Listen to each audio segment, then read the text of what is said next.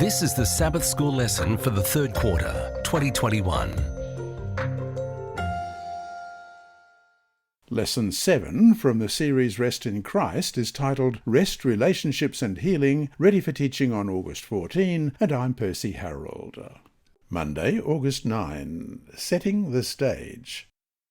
Joseph had forgiven his brothers. We don't know exactly when Joseph forgave them, but it was obviously long before they showed up.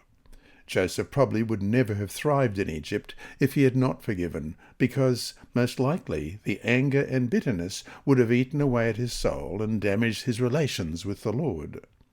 Several studies of survivors of tragedy inflicted on them by others have highlighted the fact that for victims of the most horrible suffering, forgiveness was a key factor to find healing and to get their lives together again.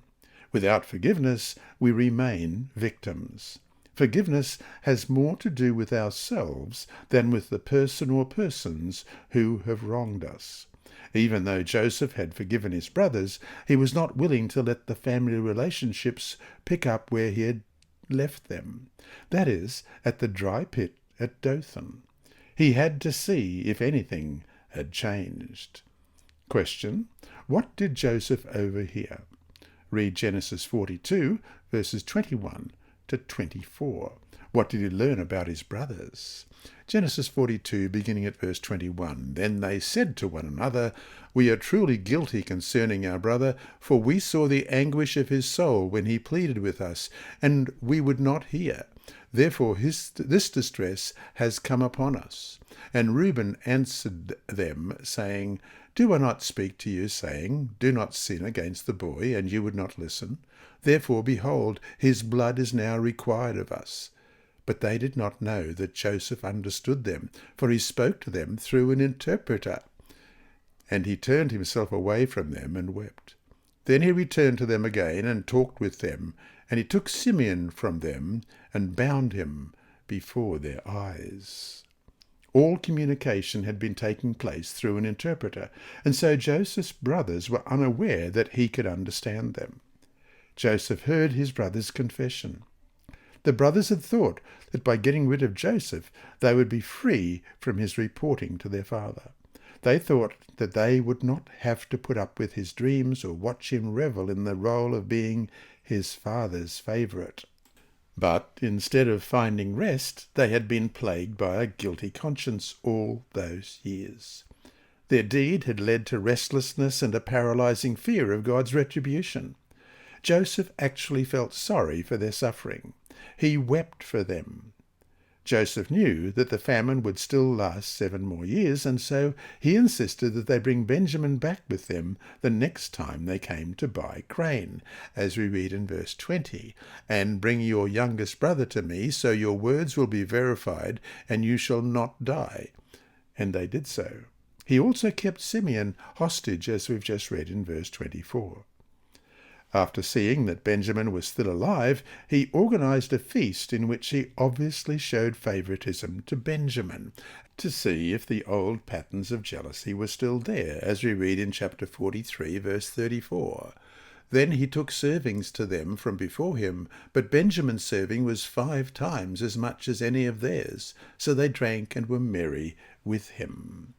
The brothers didn't show any signs of being jealous, but Joseph knew how cunning they could be. After all, they did deceive a whole town, as we read in chapter 34, verse 13. But the sons of Jacob answered Shechem and Hamor his father, and spoke deceitfully, because he had defiled Dinah, their sister, and surely figured that they must have lied to their own father about his fate, as we read in chapter 37, verses 31 to 34. So they took Joseph's tunic, killed a kid of the goats, and dipped the tunic in the blood. Then they sent the tunic of many colours, and they brought it to their father and said, "We have found this.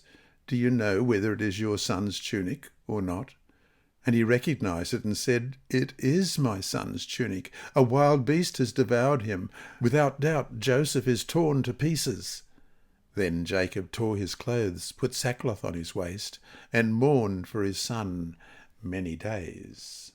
So he devised one more major test, as we find in Genesis chapter 44. And let's read this test. We'll begin with verse 1. And he commanded the steward of his house, saying, Fill the men's sacks with food, as much as they can carry, and put each man's money in the mouth of his sack. Also put my cup, the silver cup, in the mouth of the sack of the youngest, and his grain money. So he did according to the word that Joseph had spoken.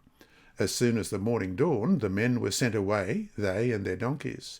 When they had gone out of the city and were not yet far off, Joseph said to his steward, Get up, follow the men, and when you overtake them, say to them, Why have you repaid evil for good? Is not this the one from which my Lord drinks, and with which he indeed practices divination? You have done evil in so doing. So he overtook them, and he spoke to them these same words. And they said to him, Why does my Lord say these words? Far be it from us that your servants should do such a thing. Look, we brought back to you from the land of Canaan the money which we found in the mouth of the sacks.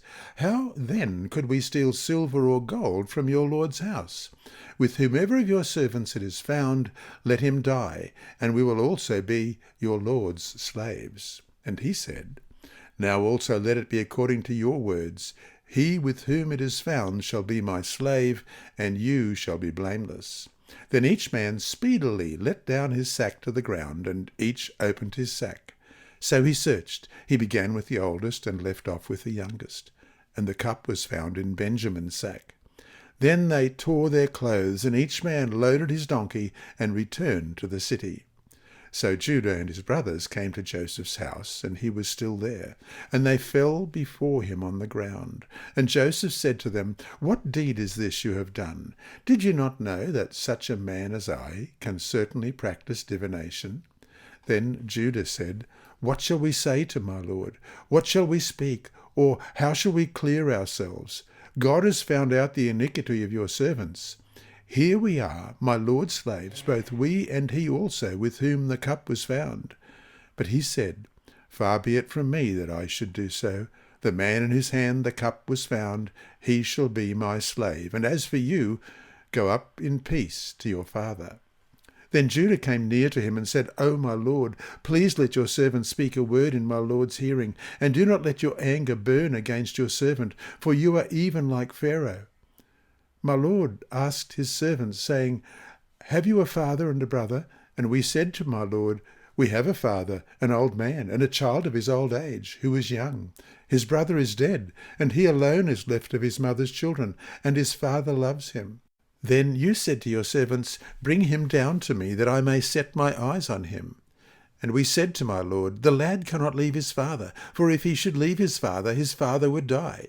But you said to your servants, Unless your youngest brother comes down with you, you shall see my face no more. So it was, when we went up to your servant, my father, that we told him the words of my lord. And our father said, Go back and buy us a little food. But we said, We cannot go down. If our youngest brother is with us, then we will go down. For we may not see the man's face unless our youngest brother is with us. Then your servant my father said to us, You know that my wife bore me 2 sons, and the one went out from me, and I said, Surely he is torn to pieces, and I have not seen him since. But if you take this one also from me, and calamity befalls him, you shall bring down my grey hair with sorrow to the grave. Now therefore, when I come to your servant my father, and the lad is not with us, since his life is bound up in the lad's life, it will happen, when he sees that the lad is not with us, that he will die.